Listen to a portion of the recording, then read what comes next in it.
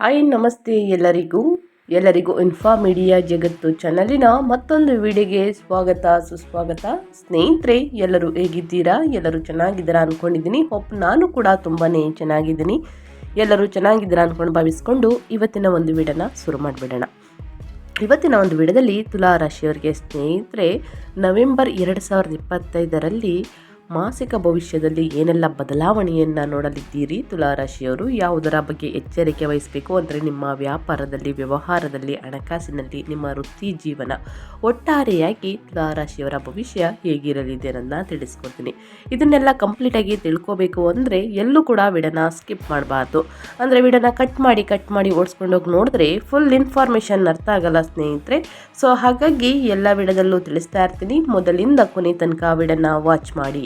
ವಿಡಿಯೋದಲ್ಲಿ ಒಳ್ಳೆ ಮಾಹಿತಿ ಸಿಕ್ಕಿದ್ದಲ್ಲಿ ತಪ್ಪದೆ ವಿಡಿಯೋಗೊಂದು ಲೈಕ್ ಕೊಟ್ಟು, ಇನ್ನೂ ನನ್ನ ಚಾನಲ್ನ ಸಬ್ಸ್ಕ್ರೈಬ್ ಮಾಡ್ಕೊಂಡಿಲ್ಲ ಅಂದರೆ ಇನ್ಫಾ ಮೀಡಿಯಾಗೆ ಸಬ್ಸ್ಕ್ರೈಬ್ ಆಗಿ ನಿಮ್ಮ ಅಭಿಪ್ರಾಯಗಳನ್ನು ಕಮೆಂಟ್ ಬಾಕ್ಸಲ್ಲಿ ತಿಳಿಸಿ.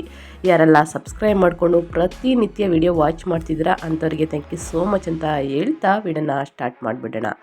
ಓಂ ನಮಃ ಶನೇಶ್ವರಾಯ ನಮಃ ಅಂತ ಕಮೆಂಟ್ ಮಾಡಿ. ಶನಿದೇವರ ಅನುಗ್ರಹದಿಂದ ನಿಮ್ಮ ಜೀವನದಲ್ಲಿ ಎಷ್ಟೇ ದೊಡ್ಡ ಕಷ್ಟಗಳು ಸಮಸ್ಯೆಗಳಿದ್ರೂ ಕೂಡ ಅವೆಲ್ಲವೂ ನಿವಾರಣೆಯಾಗಲಿ ಅಂತ ಕೇಳ್ಕೊತಾ ವಿಡಿಯೋನ ಸ್ಟಾರ್ಟ್ ಮಾಡ್ತಾ ಹೋಗೋಣ. ಹೌದು ಸ್ನೇಹಿತರೆ, ತುಲಾ ರಾಶಿಗೆ ಗ್ರಹಗಳ ಸ್ಥಾನಗಳು ನವೆಂಬರ್ 2025ರಲ್ಲಿ ಹೇಗಿರಲಿದೆ ಅಂದರೆ, ಬುಧ ವೃಶ್ಚಿಕದಲ್ಲಿ 2ನೇ ಮನೆಯಲ್ಲಿ ನವೆಂಬರ್ 22ರವರೆಗೆ, ಇನ್ನು ತುಲಾಗೆ ಸಂಚಾರವನ್ನು ಮಾಡಲಿದ್ದಾರೆ ಸ್ನೇಹಿತರೆ. 1ನೇ ಮನೆಯಲ್ಲಿ ಸ್ನೇಹಿತರೆ ನವೆಂಬರ್ 23ರಿಂದ ವಕ್ರ ಅಂತಲೇ ಹೇಳಬಹುದು. ಇನ್ನು ಶುಕ್ರ ಕನ್ಯದಲ್ಲಿ 12ನೇ ಮನೆಯಲ್ಲಿ ಸ್ನೇಹಿತರೆ ನವೆಂಬರ್ 1ರವರೆಗೆ, ಇನ್ನು ನವೆಂಬರ್ 2ರಿಂದ ಸ್ವಕ್ಷೇತ್ರ ಅಂದರೆ ವೃಶ್ಚಿಕ ರಾಶಿಯಲ್ಲಿ 2ನೇ ಮನೆಯಲ್ಲಿ ಸ್ನೇಹಿತರೆ ಸಂಚಾರವನ್ನು ಮಾಡಲಿದ್ದಾರೆ. ಇನ್ನು ಕುಜ ತಿಂಗಳ ಪೂರ್ತಿ ಸ್ವಕ್ಷೇತ್ರದಲ್ಲಿ, ಗುರು ಕರ್ಕಟಕದಲ್ಲಿ 10ನೇ ಮನೆಯಲ್ಲಿ ತಿಂಗಳ ಪೂರ್ತಿ ಉಚ್ಚ ಸ್ಥಿತಿಯಲ್ಲಿ ಇರಲಿದ್ದಾರೆ. ಇನ್ನು ಶನಿ ತಿಂಗಳ ಪೂರ್ತಿ ಸ್ನೇಹಿತರೆ ರಾಹು ಕುಂಭದಲ್ಲಿ 5ನೇ ಮನೆಯಲ್ಲಿ ತಿಂಗಳ ಪೂರ್ತಿ, ಕೇತು ಸಿಂಹದಲ್ಲಿ 11ನೇ ಮನೆಯಲ್ಲಿ ತಿಂಗಳ ಪೂರ್ತಿ. ಈ ಗ್ರಹಗಳ ಸಂಚಾರ ಮತ್ತು ಗ್ರಹಗಳ ಸ್ಥಾನ ಬದಲಾವಣೆಯಿಂದ ಸ್ನೇಹಿತರೆ ಸಾಕಷ್ಟು ಬದಲಾವಣೆಯನ್ನು ನಿಮ್ಮ ಜೀವನದಲ್ಲಿ ನೋಡಲಿದ್ದೀರಿ. ಹಾಗಿದ್ದರೆ ತುಲಾರಾಶಿಯವರು ನವೆಂಬರ್ 2025ರಲ್ಲಿ ಏನೆಲ್ಲ ಬದಲಾವಣೆಯನ್ನು ನೋಡಲಿದ್ದೀರಿ, ಯಾವುದರ ಬಗ್ಗೆ ಎಚ್ಚರಿಕೆ ವಹಿಸಬೇಕು, ಏನೆಲ್ಲ ಅದೃಷ್ಟದ ಫಲಗಳನ್ನು ಗಳಿಸಲಿದ್ದೀರಿ ಅನ್ನೋದನ್ನ ಒಂದೊಂದಾಗಿ ತಿಳಿಸ್ಕೊಡ್ತಾ ಹೋಗ್ತೀನಿ. ಇವಾಗೆಲ್ಲೂ ಕೂಡ ಸ್ಕಿಪ್ ಮಾಡ್ದೇ ಈ ಅದೃಷ್ಟ ರಾಶಿ ನಿಮ್ಮ ಕುಟುಂಬದಲ್ಲಿ ಮತ್ತು ನಿಮ್ಮ ಸ್ನೇಹಿತರಲ್ಲಿ ಇದ್ದರೆ ದಯವಿಟ್ಟು ಅವ್ರಿಗೆ ವಿಡಿಯೋನ ಶೇರ್ ಮಾಡಿ. ಯಾಕಂದರೆ ನಿಮ್ಮ ಕಡೆಯಿಂದ ಅವರ ಭವಿಷ್ಯವನ್ನು ತಿಳ್ಕೊಂಡಂಗಾಗುತ್ತೆ. ಓಕೆ, ತುಲಾ ರಾಶಿ ಮಾಸ ಫಲಗಳು ನವೆಂಬರ್ 2025. ಈ ತಿಂಗಳು ನಿಮಗೆ ಸರಾಸರಿ ಫಲಿತಾಂಶ ದೊರೆಯುತ್ತದೆ, ಆದರೆ ವೃತ್ತಿಪರ ಬೆಳವಣಿಗೆಗೆ ಗಣನೀಯ ಅವಕಾಶವಿದೆ. ನಿಮ್ಮ ಲಗ್ನಾಧಿಪತಿಯಾದ ಶುಕ್ರನು ನವೆಂಬರ್ 2ರಿಂದ 25ರವರೆಗೆ ನಿಮ್ಮ 1ನೇ ಮನೆಯಲ್ಲಿ ಸ್ವಕ್ಷೇತ್ರದಲ್ಲಿ ತುಲಾರಾಶಿಯಲ್ಲಿ ಸಂಚರಿಸುವುದು ಮುಖ್ಯಾಂಶವಾಗಿದೆ ಅಂತಲೇ ಹೇಳ್ಬೋದು. ಇದು ಆಕರ್ಷಣೆ, ಉತ್ತಮ ಆರೋಗ್ಯ ಮತ್ತು ಒಟ್ಟಾರೆ ಶ್ರೇಯಸ್ಸನ್ನು ತರುತ್ತದೆ. ಇನ್ನೊಂದು ದೊಡ್ಡ ಸಕಾರಾತ್ಮಕತೆ ಏನೆಂದರೆ, ನಿಮ್ಮ 10ನೇ ಮನೆಯಲ್ಲಿ ಉಚ್ಚ ಸ್ಥಿತಿಯಲ್ಲಿರುವಂತಹ ಗುರು ಇದು ವೃತ್ತಿಪರ ಪ್ರಗತಿಯನ್ನು ಮತ್ತು ಮನ್ನಣೆಯನ್ನು ನೀಡುತ್ತದೆ. ಅದ್ಯಾಗೋ ಸವಾಲುಗಳಿಗೆ ಕುಜ ನಿಮ್ಮ 2ನೇ ಮನೆಯಲ್ಲಿ ತಿಂಗಳ ಪೂರ್ತಿ ಬಲವಾಗಿದ್ದಾನೆ. ನವೆಂಬರ್ 16ರಿಂದ ಸ್ನೇಹಿತರೆ ರವಿ ಮತ್ತು ನವೆಂಬರ್ 26ರಿಂದ ಶುಕ್ರ ಸೇರುತ್ತಾರೆ. ಈ ಶಕ್ತಿಶಾಲಿಯಾದ ಯುತಿಯು ನಿಮ್ಮ ಮಾತುಗಳನ್ನು ಕಠಿಣವಾಗಿಸಬಹುದು ಮತ್ತು ಖರ್ಚುಗಳನ್ನು ಹೆಚ್ಚಿಸಬಹುದು. 6ನೇ ಮನೆಯಲ್ಲಿ ಶನಿ ಅಡೆತಡೆಗಳನ್ನು ನಿವಾರಿಸಲು ಸಹಾಯವನ್ನು ಮಾಡುತ್ತಾನೆ, ಆದರೆ ವಿಳಂಬಗಳನ್ನು ತರುತ್ತಾನೆ ಅಂತಲೇ ಹೇಳ್ಬೋದು. ಇನ್ನು ತುಲಾರಾಶಿಯವರಿಗೆ ವೃತ್ತಿ, ಉದ್ಯೋಗ, ವ್ಯಾಪಾರ, ವ್ಯವಹಾರದಲ್ಲಿ, ಹಣಕಾಸಿನಲ್ಲಿ ಏನೆಲ್ಲ ಬದಲಾವಣೆಯನ್ನು ನೋಡಲಿದ್ದೀರಿ, ಯಾವುದರ ಬಗ್ಗೆ ಎಚ್ಚರಿಕೆ ವಹಿಸಬೇಕು ಅನ್ನೋದನ್ನ ನೋಡ್ತಾ ಹೋಗೋಣ.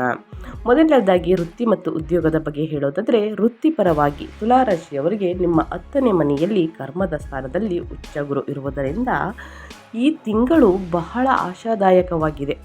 ನಿಮಗೆ ಹಿರಿಯರಿಂದ ಬೆಂಬಲ ದೊರೆಯುತ್ತದೆ ಸ್ನೇಹಿತರೆ, ಮತ್ತು ಬಡ್ತಿ ಅಥವಾ ಉತ್ತಮ ಅವಕಾಶಗಳು ದೊರೆಯಬಹುದು. ಅದ್ಯಾಗೋ ನೀವು ನಿಮ್ಮ ಮಾತುಗಳನ್ನು ನಿಯಂತ್ರಣದಲ್ಲಿಡಬೇಕು. ವಿಶೇಷವಾಗಿ ನವೆಂಬರ್ 16ರ ನಂತರ 2ನೇ ಮನೆಯಲ್ಲಿ ರವಿ ಮತ್ತು ಕುಜ ವಾದ ವಿವಾದಗಳಿಗೆ ಕಾರಣಗಳಾಗಬಹುದು. ನವೆಂಬರ್ 23ರಿಂದ ನಿಮ್ಮ 1ನೇ ಮನೆಯಲ್ಲಿ ಬುಧ ವಕ್ರನಾಗುವುದರಿಂದ ಸಂಭಾಷಣೆಗಳನ್ನು ಎಚ್ಚರಿಕೆಯಿಂದ ಸ್ನೇಹಿತರೆ ಪರಿಶೀಲಿಸಬೇಕು. ಸಂಭಾಷಣೆಗಳನ್ನು ಬಹಳಷ್ಟು ಎಚ್ಚರಿಕೆಯಿಂದ ಪರಿಶೀಲಿಸಬೇಕು. ಇನ್ನು ಆತುರದ ನಿರ್ಧಾರಗಳನ್ನು ನಿಮ್ಮ ಕೆಲಸದಲ್ಲಿ, ನಿಮ್ಮ ಉದ್ಯೋಗದಲ್ಲಿ, ನಿಮ್ಮ ವೃತ್ತಿಯಲ್ಲಿ ಯಾವುದೇ ಕಾರಣಕ್ಕೂ ಕೂಡ ತೆಗೆದುಕೊಳ್ಬೇಡಿ.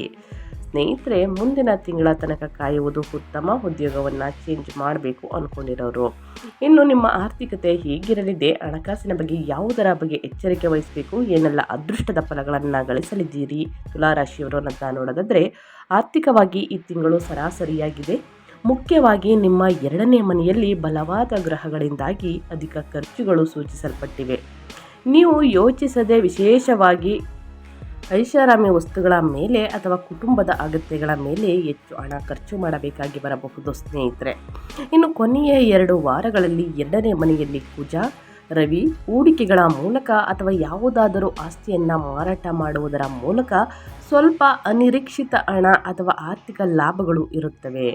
ಅದಿಯಾಗೋ ಆರ್ಥಿಕ ವ್ಯವಹಾರಗಳೊಂದಿಗೆ ಬಹಳ ಜಾಗರೂಕರಾಗಿರಿ ಮತ್ತು ಹಣದ ಬಗ್ಗೆ ವಾದ ವಿವಾದಗಳಿಂದ ದೂರವಿದ್ದರೆ ಒಳಿತು.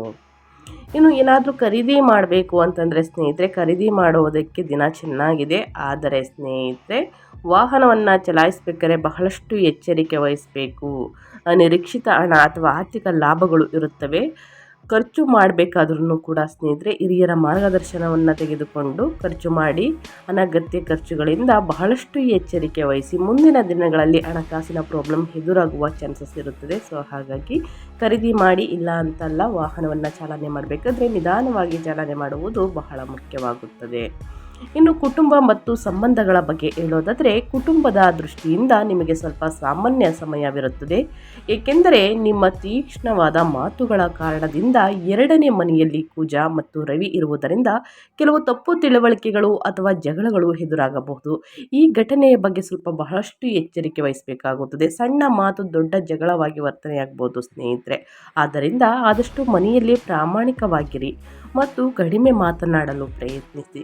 5ನೇ ಮನೆಯಲ್ಲಿ ರಾಹು ಇರುವುದರಿಂದ ನಿಮ್ಮ ಮಕ್ಕಳಿಗೆ ಗಮನ ಬೇಕಾಗಬಹುದು, ಆದರೆ ಅವರು ತಮ್ಮ ಕ್ಷೇತ್ರಗಳಲ್ಲಿ ಚೆನ್ನಾಗಿರುತ್ತಾರೆ. ನಿಮ್ಮ 1ನೇ ಮನೆಯಲ್ಲಿ ಶುಕ್ರನ ಸಾಮರಸ್ಯ ಮತ್ತು ಆನಂದಕರ ಸಂಭಾಷಣೆಗಳನ್ನು ತರುತ್ತದೆ ಸ್ನೇಹಿತರೆ. ಇನ್ನು ವೈವಾಹಿಕ ಜೀವನ ತುಂಬಾ ಚೆನ್ನಾಗಿರುತ್ತದೆ. ಸೊ ಹಾಗಾಗಿ ಸಣ್ಣ ಪುಟ್ಟ ಜಗಳಗಳಿಂದ ಆದಷ್ಟು ದೂರವಿದ್ದರೆ ಒಳಿತು.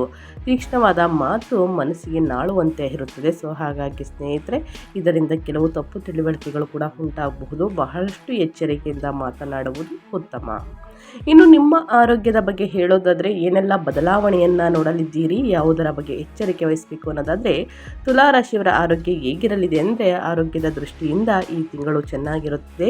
ವಿಶೇಷವಾಗಿ ನವೆಂಬರ್ 2ರಿಂದ 25ರವರೆಗೆ ಶುಕ್ರನು ನಿಮ್ಮ ಲಗ್ನದಲ್ಲಿ ಇರುವಾಗ 6ನೇ ಮನೆಯಲ್ಲಿ ಶನಿ ಕೆಲವು ದೀರ್ಘಕಾಲೀನ ಸಮಸ್ಯೆಗಳನ್ನು ಹೊರತರಬಹುದು. ಆದರೆ ಅವುಗಳನ್ನು ನಿರ್ವಹಿಸುವ ಬಲವನ್ನು ನೀಡುತ್ತಾನೆ. ನೀವು ಕಣ್ಣಿನ ಅಥವಾ ಗಂಟಲಿನ ಸೋಂಕುಗಳು ಅಥವಾ ಮುಖ, ತಲೆಗೆ ಸಣ್ಣ ಗಾಯಗಳಿಂದ ಬಳಲಬಹುದು.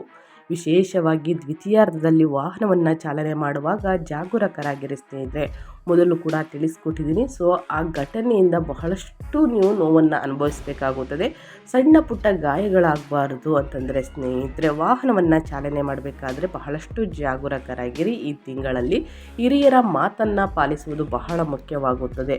ಇನ್ನು ಸ್ನೇಹಿತರೆ, ತಡರಾತ್ರಿಯಲ್ಲಿ ವಾಹನವನ್ನು ಚಾಲನೆ ಮಾಡುವುದು ಮತ್ತು ಅಮಾವಾಸ್ಯೆ ಹುಣ್ಣಿಮೆಯ ಸಮಯದಲ್ಲಿ ಚಾಲನೆ ಮಾಡುವುದು ಇದು ಒಳಿತಲ್ಲ. ಸೊ ಹಾಗಾಗಿ ಈ ವಿಚಾರದ ಬಗ್ಗೆ ಎಚ್ಚರಿಕೆ ಇರಲಿ. ಇನ್ನು ನಿಮ್ಮ ವ್ಯಾಪಾರದ ಬಗ್ಗೆ ಹೇಳೋದಾದರೆ, ಸ್ವಯಂ ಉದ್ಯೋಗ ಮತ್ತು ಪಾಲುದಾರಿಕೆಗಳ ಬಗ್ಗೆ ಹೇಳೋದಾದರೆ, ಏನೆಲ್ಲ ಬದಲಾವಣೆಯನ್ನು ನೋಡಲಿದ್ದೀರಿ, ಯಾವುದರ ಬಗ್ಗೆ ತುಲಾರಾಶಿಯವರು ಎಚ್ಚರಿಕೆ ವಹಿಸಬೇಕು ಅನ್ನೋದಾದರೆ, ವ್ಯಾಪಾರದಲ್ಲಿ ಇರುವವರಿಗೆ ಮಿಶ್ರ ಫಲಿತಾಂಶಗಳು ಇರುತ್ತವೆ. 10ನೇ ಮನೆಯಲ್ಲಿ ಉಚ್ಚ ಸ್ಥಿತಿಯಲ್ಲಿರುವಂತಹ ಗುರು ಬೆಳವಣಿಗೆಗೆ ಮತ್ತು ವಿಸ್ತರಣೆಗೆ ಬೆಂಬಲ ನೀಡುತ್ತಾರೆ. ಆದರೆ 6ನೇ ಮನೆಯಲ್ಲಿ ಶನಿ ಸಿಬ್ಬಂದಿಯೊಂದಿಗೆ ಅಥವಾ ಸ್ಪರ್ಧಿಗಳೊಂದಿಗೆ ಸ್ನೇಹಿತರೆ ವಿಳಂಬಗಳನ್ನು ಮತ್ತು ಸವಾಲುಗಳನ್ನು, ಮಾತುಕತೆಗಳನ್ನು ತರುತ್ತಾನೆ. ಇದು ನಿಮಗೆ ಲಾಭದಾಯಕ ವ್ಯಾಪಾರವಿರುತ್ತದೆ. ಆದರೆ ಹೂಡಿಕೆಗಳು ಅಥವಾ ಖರ್ಚುಗಳ ಕಾರಣದಿಂದ ನಿವ್ವಳ ಆರ್ಥಿಕ ಲಾಭಗಳು ಸಾಮಾನ್ಯವಾಗಿರಬಹುದು. ಪಾಲುದಾರರೊಂದಿಗೆ ವಾದ ವಿವಾದಗಳಿಂದ ದೂರವಿದ್ದರೆ ಒಳಿತು ಸ್ನೇಹಿತರೆ. ಸೊ ಹಾಗಾಗಿ ವಾದ ವಿವಾದಗಳು ಅದು ಕುಟುಂಬದಲ್ಲೂ ಬೇಡ, ಇನ್ನು ಉದ್ಯೋಗ ವ್ಯಾಪಾರ ವ್ಯವಹಾರದಲ್ಲೂ ಬೇಡ ಸ್ನೇಹಿತರೆ. ಸಣ್ಣ ಜಗಳ ದೊಡ್ಡ ಜಗಳವಾಗಬಹುದು. ಸೊ ಹಾಗಾಗಿ ಆದಷ್ಟು ಹಿರಿಯರ ಮಾರ್ಗದರ್ಶನವನ್ನು ತೆಗೆದುಕೊಂಡು ಹೂಡಿಕೆಯನ್ನು ಮಾಡಿ ಹಿರಿಯರ ಮಾತನ್ನು ಪಾಲಿಸುವುದು ಬಹಳ ಮುಖ್ಯವಾಗುತ್ತದೆ ಈ ಸಮಯದಲ್ಲಿ. ಇನ್ನು ವಿದ್ಯಾರ್ಥಿಗಳ ಬಗ್ಗೆ ಹೇಳೋದಾದರೆ, ಏನೆಲ್ಲ ಬದಲಾವಣೆಯನ್ನು ನೋಡಲಿದ್ದೀರಿ, ಯಾವುದರ ಬಗ್ಗೆ ಎಚ್ಚರಿಕೆ ವಹಿಸಬೇಕು ಅಂದರೆ, ನವೆಂಬರ್ ತಿಂಗಳು 2025 ತುಲಾರಾಶಿಯ ವಿದ್ಯಾರ್ಥಿಗಳಿಗೆ ತಮ್ಮ ಅಧ್ಯಯನದ ಮೇಲೆ ಹೆಚ್ಚು ಏಕಾಗ್ರತೆ ವಹಿಸಬೇಕು. ಇದನ್ನು ಅರ್ಥ ಮಾಡ್ಕೊಳ್ಳಿ. 5ನೇ ಮನೆಯಲ್ಲಿ ರಾಹು ವಿಚಲನೆಯನ್ನು ಮತ್ತು ಏಕಾಗ್ರತೆಯ ಕೊರತೆಯನ್ನು ಉಂಟು ಮಾಡುತ್ತಾನೆ. ನೀವು ಬಹಳಷ್ಟು ಮಾನಸಿಕ ಒತ್ತಡವನ್ನು ಮತ್ತು ಅಧ್ಯಯನದ ಮೇಲೆ ಆಸಕ್ತಿಯ ಕೊರತೆಯನ್ನು ಅನುಭವಿಸಬಹುದು. ಈ ಸಮಸ್ಯೆಗಳನ್ನು ನಿವಾರಿಸಲು ಈ ತಿಂಗಳು ನಿಮಗೆ ಸ್ವಲ್ಪ ವಿಶ್ರಾಂತಿ ಬೇಕಾಗುತ್ತದೆ. ಕಷ್ಟಪಟ್ಟು ಕೆಲಸ ಮಾಡಿ ಮತ್ತು ಮುಂದೂಡುವುದನ್ನು ಆದಷ್ಟು ತಪ್ಪಿಸಿ ಸ್ನೇಹಿತರೆ. ಕಷ್ಟಪಟ್ಟು ಓದಿರ್ತೀರ ಸ್ನೇಹಿತರೆ, ಸಮಸ್ಯೆಗಳನ್ನೆಲ್ಲ ತಲೆಗೆ ಹಾಕ್ಕೊಂಡು ಸ್ನೇಹಿತರೆ ಆದಷ್ಟು ಓದಿರ್ತೀರ. ಆದರೆ ನೀವೇನು ಮಾಡ್ತೀರಾ, ಎಕ್ಸಾಮ್ ಬರೆಯುವುದು ಮತ್ತು ಯಾವುದೇ ಒಂದು ಮನೋರಂಜನೆಗಾಗಲಿ ಸ್ನೇಹಿತರೆ ಮುಂದೂಡ್ತೀರ. ಇದನ್ನು ಆದಷ್ಟು ತಪ್ಪಿಸಬೇಕಾಗುತ್ತದೆ. ಆದಷ್ಟು ಗುರು ಹಿರಿಯರನ್ನು ಗೌರವಿಸಿ ಸ್ನೇಹಿತರೆ. ಇನ್ನು ಈ ಸಮಸ್ಯೆಗಳಿಗೆ ಏನೆಲ್ಲ ಪರಿಹಾರಗಳನ್ನು ಮಾಡಬೇಕು ಅನ್ನೋದನ್ನ ತಿಳಿಸ್ಕೊಡ್ತಾ ಹೋಗ್ತೀನಿ. ಈ ಪರಿಹಾರಗಳನ್ನು ನೀವು ಮಾಡಿದಲ್ಲಿ 100% ನಿಮಗೆ ರಿಸಲ್ಟ್ ಸಿಗಲಿದೆ. ಆದಷ್ಟು ಸಾಮಾನ್ಯ ಪರಿಹಾರ ಅಂತಲೇ ಹೇಳಬಹುದು. 1ನೇ ಮನೆಯಲ್ಲಿ ಶುಕ್ರನಿಗಾಗಿ ಶುಕ್ರವಾರದಂದು ಲಕ್ಷ್ಮೀ ದೇವಿಯನ್ನು ಪೂಜಿಸಿ. ಇದು ನಿಮ್ಮ ವ್ಯಾಪಾರದಲ್ಲಿ ವ್ಯವಹಾರದಲ್ಲಿ ಇದ್ದ ಅಡೆತಡೆಗಳು ನಿವಾರಣೆಯಾಗಿ ನಿಮ್ಮ ಆಕರ್ಷಣೆ ಮತ್ತು ಶ್ರೇಯಸ್ಸನ್ನು ಹೆಚ್ಚಿಸಲು ಬಿಳಿ ತೆಳು ಬಣ್ಣದ ಬಟ್ಟೆಗಳನ್ನು ಧರಿಸಿ ಸ್ನೇಹಿತರೆ. ಇನ್ನು 2ನೇ ಮನೆಯಲ್ಲಿ ರವಿಗಾಗಿ ಕುಜಗಾಗಿ ಮಂಗಳವಾರದಂದು ಹನುಮಾನ್ ಚಾಲಿಸವನ್ನು ಓದಿ. ಅದರಲ್ಲೂ ಕೂಡ ವಿದ್ಯಾರ್ಥಿಗಳು ತಪ್ಪದೇ ಮಾಡಬೇಕಾಗುತ್ತದೆ. ಹನುಮಾನ್ ಚಾಲಿಸವನ್ನು ಓದುವುದರಿಂದ ಓದಿನ ಮೇಲೆ ಏಕಾಗ್ರತೆ ಹೆಚ್ಚಾಗಲಿದೆ. ನಿಮ್ಮ ಮಾತುಗಳನ್ನು ನಿಯಂತ್ರಿಸಿ ಮತ್ತು ಹಣದ ಬಗ್ಗೆ ವಾದ ವಿವಾದಗಳಿಂದ ದೂರವಿರಿ. ತೊಗರಿ ಬೇಳೆಯನ್ನು ಮಂಗಳವಾರ ಅಥವಾ ಶನಿವಾರ ದಾನವಾಗಿ ನೀಡಿ ಸ್ನೇಹಿತರೆ. ಇನ್ನು ಅದೇ ರೀತಿ ಗುರುವಾರ ನಿಮ್ಮ ಹಿರಿಯರನ್ನು ಮತ್ತು ಶಿಕ್ಷಕರನ್ನು ಗೌರವಿಸಿ. ವೃತ್ತಿಪರ ಯಶಸ್ಸಿಗಾಗಿ ಗುರುವಾರದಂದು ಹಳದಿ ವಸ್ತುಗಳನ್ನು ದಾನ ಮಾಡಿ. ಇನ್ನು 6ನೇ ಮನೆಯಲ್ಲಿ ಶನಿಗಾಗಿ ಶನಿವಾರದಂದು ಬಡವರಿಗೆ ಮತ್ತು ಅಗತ್ಯವಿರುವವರಿಗೆ ಸಹಾಯವನ್ನು ಮಾಡಿ. ನಿಮ್ಮ ದೈನಂದಿನ ದಿನಚರಿಯಲ್ಲಿ ಶಿಸ್ತಿನಿಂದ ಇರಿ. ಇನ್ನು 5ನೇ ಮನೆಯಲ್ಲಿ ರಾಹುವಿಗಾಗಿ ಏಕಾಗ್ರತೆಯನ್ನು ಸುಧಾರಿಸಲು ಮತ್ತು ಮಕ್ಕಳ ವಿಷಯಗಳನ್ನು ನಿರ್ವಹಿಸಲು ದುರ್ಗಾ ದೇವಿಯನ್ನು ಅಥವಾ ಗಣೇಶನನ್ನು ಪೂಜಿಸಿ. ಸ್ನೇಹಿತರೆ, ನಿಮ್ಮ ಸಮಸ್ಯೆಗೆ ಅನುಗುಣವಾಗಿ ಆದಷ್ಟು ಮನೆಯಲ್ಲೇ ಮಾಡುವಂತಹ ಸಣ್ಣ ಪುಟ್ಟ ಸರಳ ಪರಿಹಾರವನ್ನು ತಿಳಿಸ್ಕೊಟ್ಟಿದ್ದೀನಿ. ಈ ಪರಿಹಾರಗಳನ್ನು ಫಾಲೋ ಮಾಡಿದ್ದಲ್ಲಿ ನಿಮ್ಮ ಜೀವನದಲ್ಲಿ ಇದ್ದ ಎಷ್ಟೇ ದೊಡ್ಡ ಸಮಸ್ಯೆಗಳಿದ್ರೂ ಕೂಡ ನಿವಾರಣೆಯಾಗಲಿದೆ. ಸೊ ಹಾಗಾಗಿ ತಪ್ಪದೇ ಎಲ್ಲರೂ ಕೂಡ ಈ ಪರಿಹಾರಗಳನ್ನು ಫಾಲೋ ಮಾಡಿ ಅಂತ ಹೇಳ್ತಾ ನನ್ನ ವಿಡಿಯೋನ ಎಂಡ್ ಮಾಡ್ತಾ ಇದ್ದೀನಿ.